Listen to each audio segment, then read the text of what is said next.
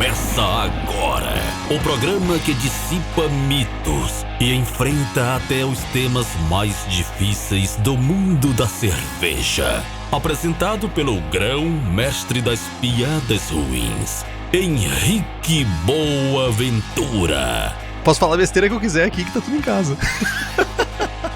Na companhia de pessoas mais inteligentes que ele. Esse é o Braçagem Forte. Alô, Leute, Henrique Boaventura. E hoje, diretamente dos estúdios da Pint Network, vamos criar treta com mais um estilo. Ou seria outra coisa, já que nem o BJCP diz que essas cervejas são cervejas especificamente, ou um estilo específico. Para essa tarefa, eu trago quem? John Palmer, para trazer a sua mais alta expertise e me ajudar nesse processo. Hey, John! E aí, John, como você está? Estou ótimo. É muito bom estar aqui. Maravilha, é sempre um momento mágico ter o John Palmer no meu humilde podcast. Eu provavelmente vou gravar umas 10 vezes com você e nas 10 eu direi a mesma coisa, é sempre uma honra ter você aqui. Bom, acho que lá pela 10ª vez o pessoal vai começar a se interessar e entender quem eu sou, porque fora isso ninguém no Brasil me conhece. Claro, né? Ninguém na cena caseira sabe quem é o John Palmer, que cara humilde. É verdade. Ok. What a humble guy. E sabe quem tá aqui também na minha mais alta estima? São os nossos queridos apoiadores e apoiadoras do Braçagem Forte, que tem vários benefícios. Temos sorteios de equipamentos, livros e merchans exclusivos, participação no melhor grupo WhatsApp cervejeiro do país e acesso ao Julgando Forte, que é a nossa iniciativa de treinamento e aperfeiçoamento de avaliação de cervejas. Se tu quiser ter acesso a tudo isso, faça como Leandro Almeida, Gabriel Mendes e Souza Martim, Carlos Alberto Poitevin, Cíntia Alcaua, Alan George, além de um séquito de outras pessoas mais que nos apoiam pelo Apoia-se. O link é apoia.se/braçagem-forte. O link tá no post.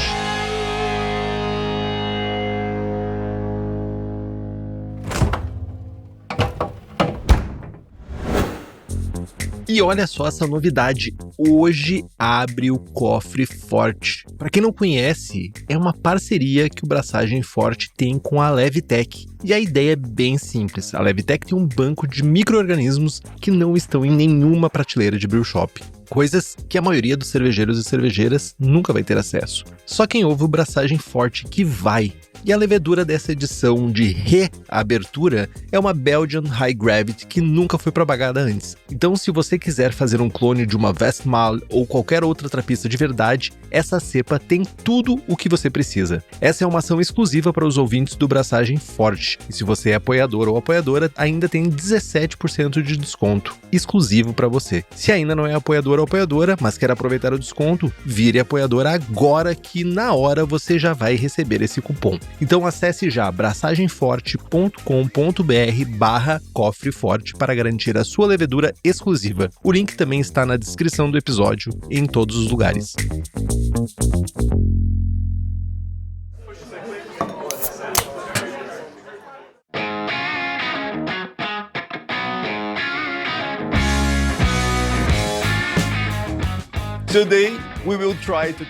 Hoje nós vamos tentar falar sobre as British Strong Ales, uma tarefa bem difícil, não é? É verdade.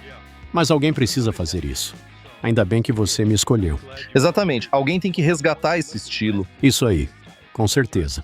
Mas antes de mergulharmos nas British Strong Ales, deixem eu dar um contexto histórico para os ouvintes. Elas têm raízes nas cervejas fortes e maltadas dos anos 70 e 80, como as Edinburgh Ales e as Burton Ales. É como um estilo com metade do amargor de uma IPA. Eram ales premium de alta densidade, feitas em várias graduações para exportação, guarda e refermentação na garrafa.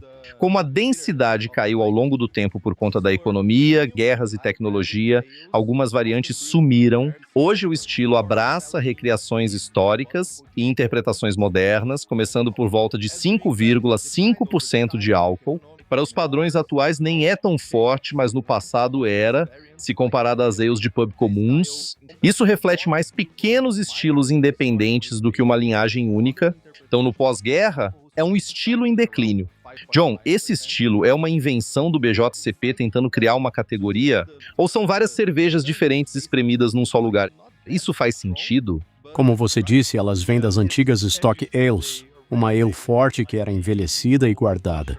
Com o tempo, esses estilos se perderam e foram substituídos por cervejas de menor densidade, como bitters e brown ales, principalmente por causa dos impostos.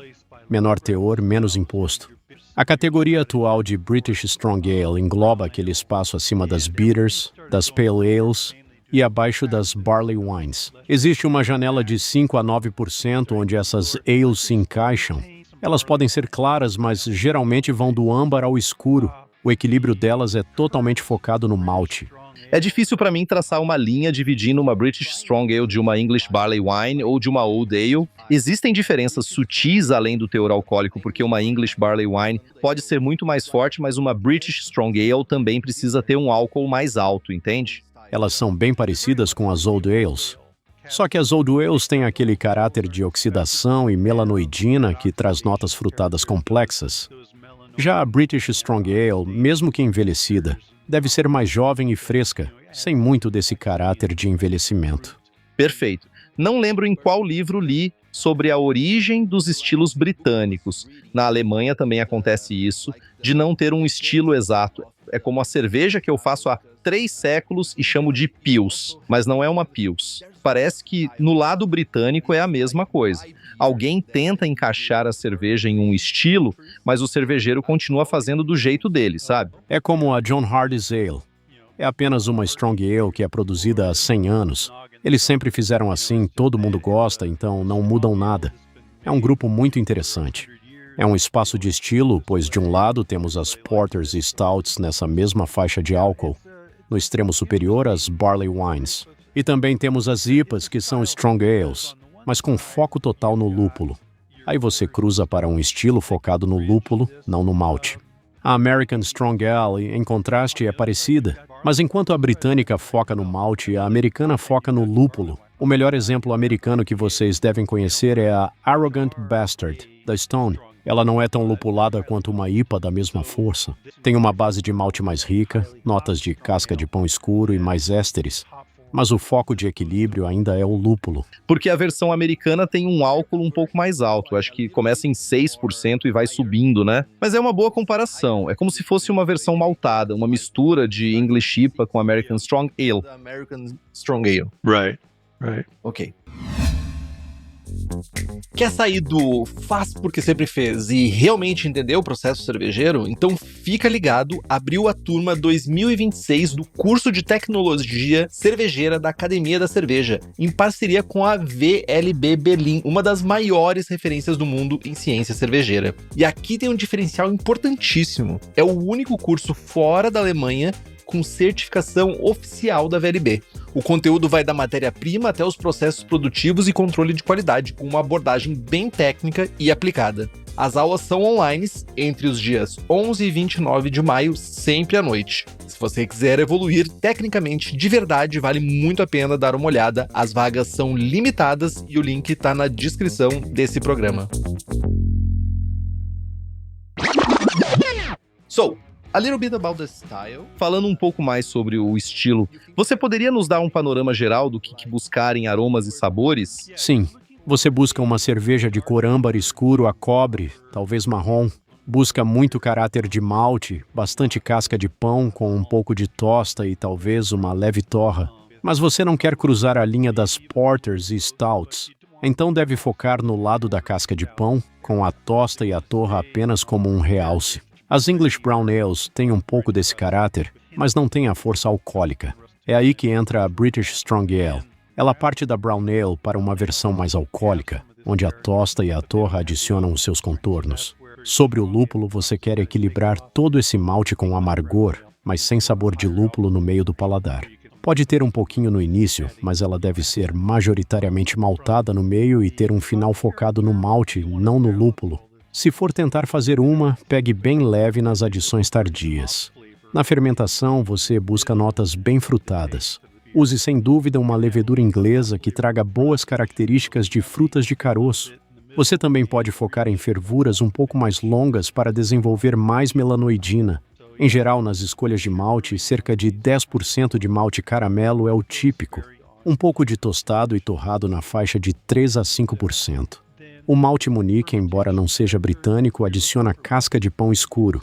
E um caramunite traz aquela melanoidina rica, que ajuda a gerar mais sabores frutados. Enquanto você explicava os sabores e aromas, eu pensei no Malt Brown. Sei que é difícil de encontrar hoje em dia.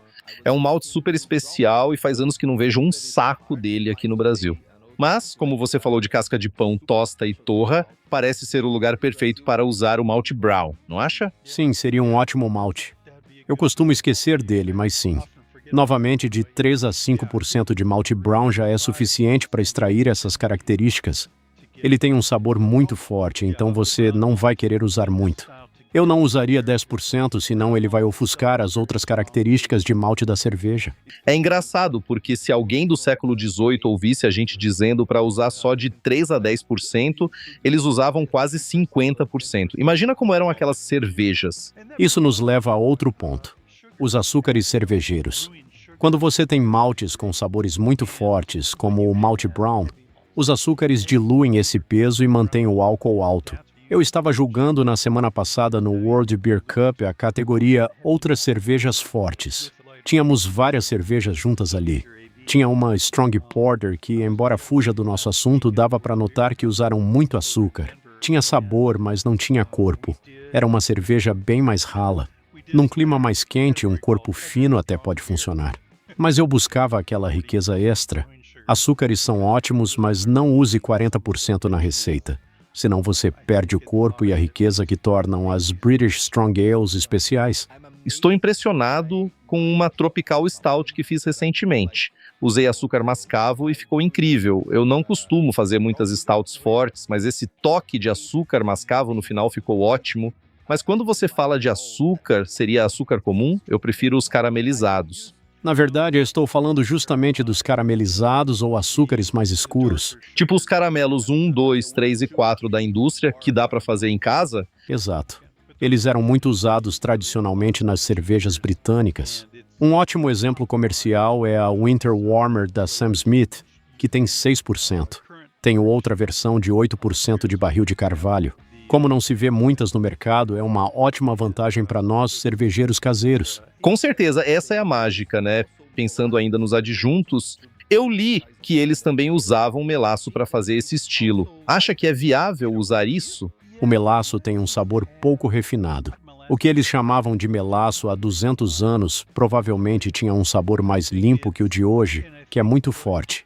Então é melhor focar nos açúcares caramelizados e invertidos, que são menos pesados. O melaço pode trazer muito caráter de enxofre. Eu nunca usei melaço numa cerveja e acho que nem vou tentar. Eu usei para fazer uma porter uma vez e não ficou muito bom. Essa é a beleza de fazer cerveja em casa. Às vezes a gente acha que vai ficar maravilhosa e não fica.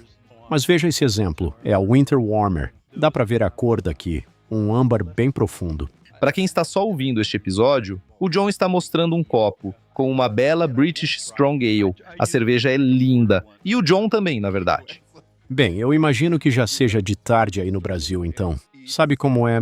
Sim, são umas 3:30 da tarde aqui. Quase hora das cervejas. E sobre os lúpulos, John, você diz que é um estilo focado no malte. E eu pergunto bem na hora que ele bebe a cerveja só de vingança. Sem problemas. Sabe, isso serviu até como uma pesquisa para mim. Que lúpulos eu estou sentindo nesta Winter Warmer? Você vai querer lúpulos britânicos tradicionais como Progress, Target, Brewer's Gold ou Bullion. Muito desse caráter frutado e terroso, mas você usa eles mais para o amargor.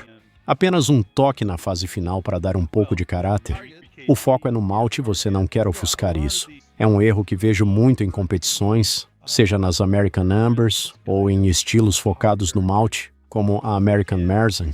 A ideia do pessoal é colocar mais lúpulo e rezar para ficar boa. É muito comum os cervejeiros caseiros adicionarem lúpulo em todo estilo, só porque ele está ali sobrando. Mas você precisa se conter. Muito sabor de lúpulo adiciona resina e amargor, e você perde o dulçor natural do malte. É preciso equilíbrio. Se exagerar, você terá apenas uma cerveja amarga e resinosa. Os dois lados precisam ser harmoniosos. Be more harmonious.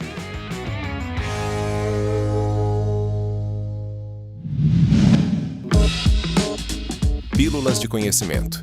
Apresentado por Levitech. A escolha da levedura define muito mais do que a fermentação. Define o perfil sensorial da cerveja. Em estilos maltados, como a British Strong Ale, o ponto crítico está na atenuação controlada e no equilíbrio dos ésteres. Cepas britânicas produzem mais compostos secundários, e esse metabolismo, se não estiver bem ajustado, o resultado pode ser excesso de diacetil ou álcoois superiores, mascarando a complexidade do malte.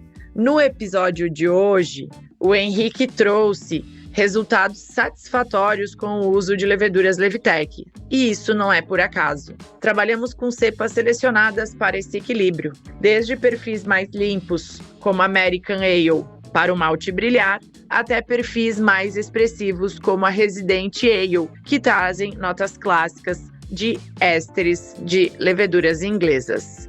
No fim, é sobre traduzir complexidade em drinkability. Eu sou a Gabriela Miller, da Levitec, Tecnologia Viva.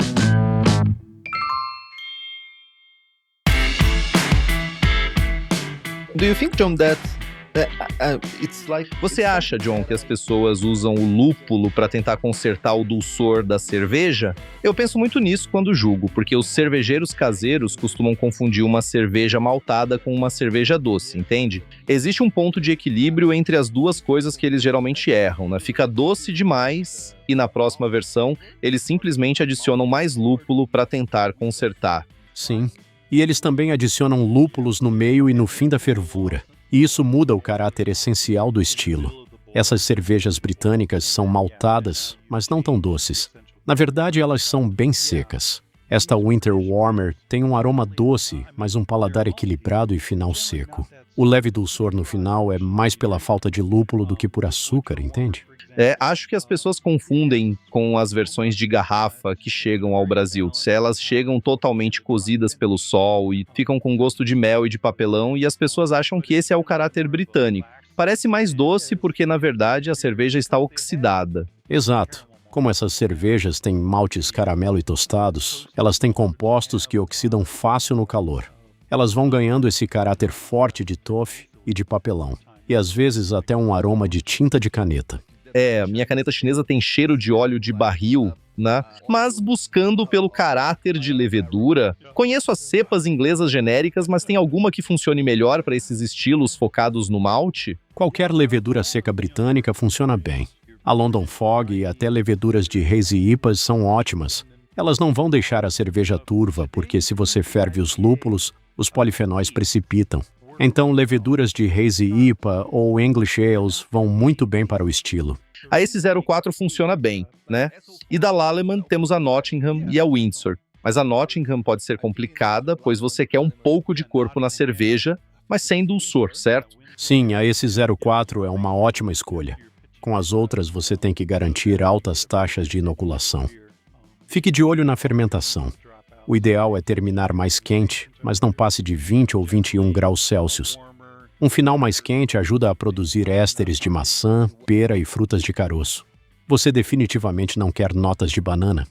Deixe as bananas para suas Catarina Sours. O Jamil sugere começar as cervejas inglesas em 18 ou 19 graus, deixar subir livremente até os 21 e segurar a temperatura por lá. Isso parece uma boa estratégia. É uma ótima tática.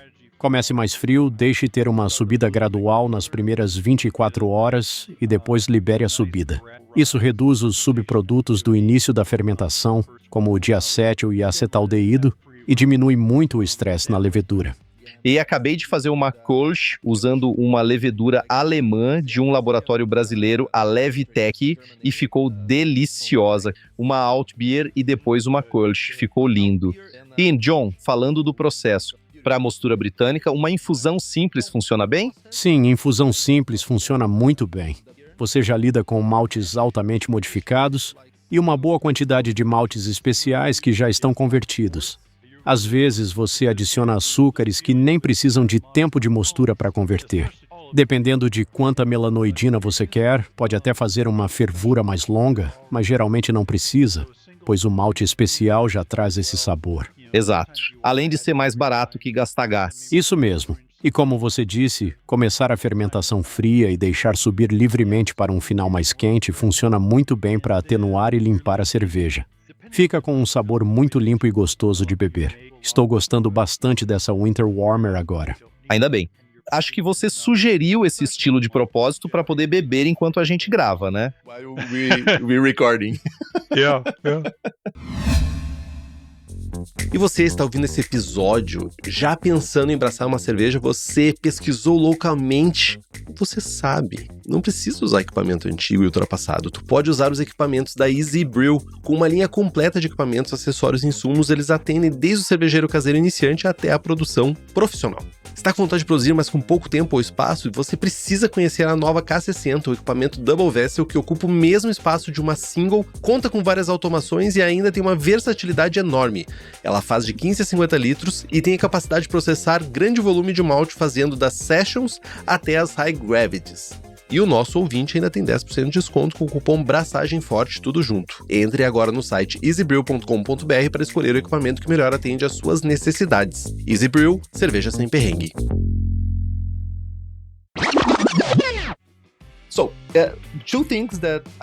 Há duas coisas legais para discutirmos, oxidação e maturação.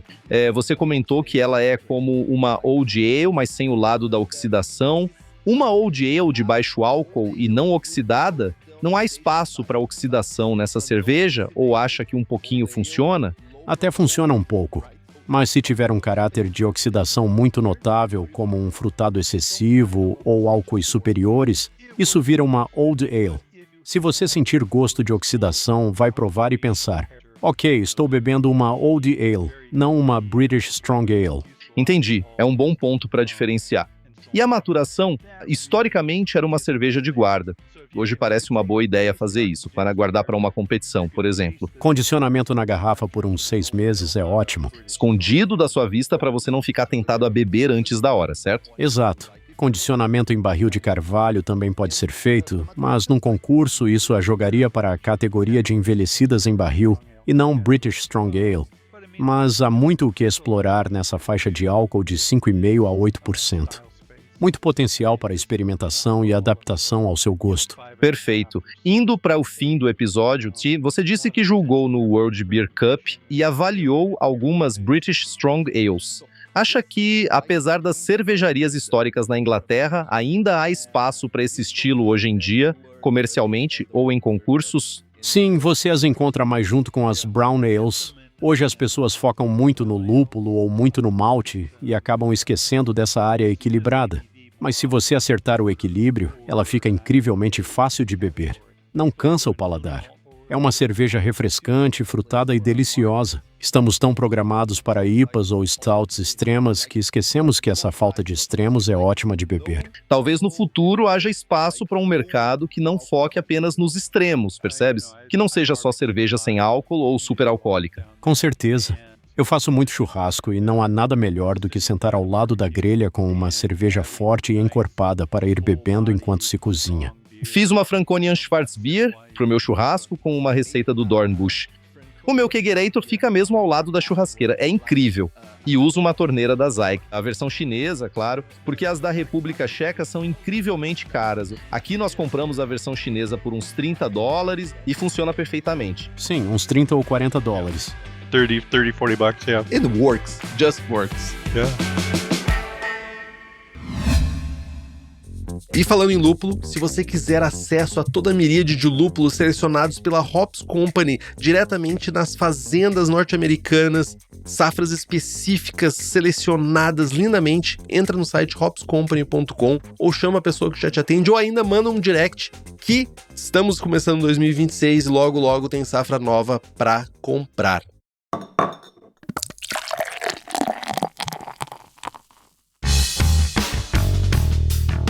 John, para deixar-te terminar a tua cerveja, por favor, dá algumas dicas rápidas aos ouvintes sobre como fazer este estilo e ir bem nos concursos. Vais querer cerca de 75% de malte base, de preferência um Pale Ale britânico. Depois uns 10% de malte caramelo e 3 a 5% de maltes especiais. Um pouco de tostado, torrado, Munich, Dark Munich ou Cara Munich. Algo com bastante melanoidina para dar complexidade. Podes usar um pouco de açúcar caramelizado para subir o álcool e lúpulos britânicos focados no amargor. Hoje em dia, eu mesmo tenho feito mais estes estilos focados no malte e deixado as adições tardias de lado. Faço só o amargor e gosto muito do resultado. Exatamente. Garante uma fermentação bem limpa no início.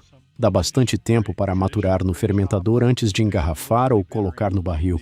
O objetivo é uma cerveja maltada, bem atenuada e fácil de beber. Boa sorte.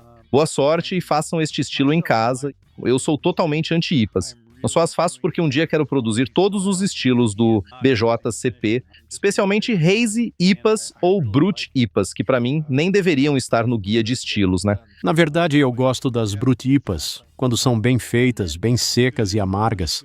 As Hazes eu não ligo muito. Se eu quiser um sabor tão frutado, prefiro beber sumo de ananás a fazer uma cerveja com isso, sabes? Se for de graça, tudo bem, mas tens de me enviar a tua receita de Brut IPA e se gostas de cervejas maltadas como eu, a tua receita deve ser muito boa. John, foi um enorme prazer receber-te, sim, é sempre uma ótima conversa. Obrigado por partilhares o teu conhecimento sobre as British Strong Ales conosco. Obrigado, Henrique. É sempre excelente conversar contigo. Seria muito bom sentarmos juntos e tomar uma cerveja em breve. Com certeza. Da próxima vez que vieres ao Brasil ou quando eu for aos Estados Unidos. Precisamos de falar sobre cervejas de inverno na próxima vez. Seria muito bom. Até logo, John. Tchau, se cuida. That'd be cool. Okay, take care. Thank you, John. Nos siga no Instagram, estamos no Spotify, Apple Podcasts, YouTube Podcasts, Deezer, qualquer agregador, estamos lá. Se você puder fazer um review, isso é muito importante pra gente, a gente vai ser recomendado para mais pessoas. Compartilhe os episódios com seus amigos, tem dúvida, sugestão de pauta, crítica, quer anunciar a sua empresa ou seu produto, e-mail para contato@braçagemforte.com.br ou mande uma mensagem para nós. Braçagem Forte.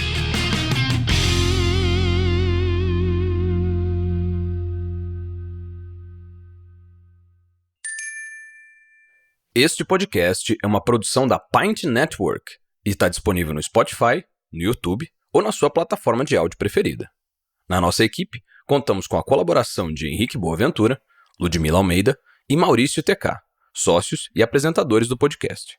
Também fazem parte do time Gabriel Gurian, na apresentação e redação do blog, Rubens Reis, na edição, Hop Your Media, nas redes sociais, e Laís Andrade, no design.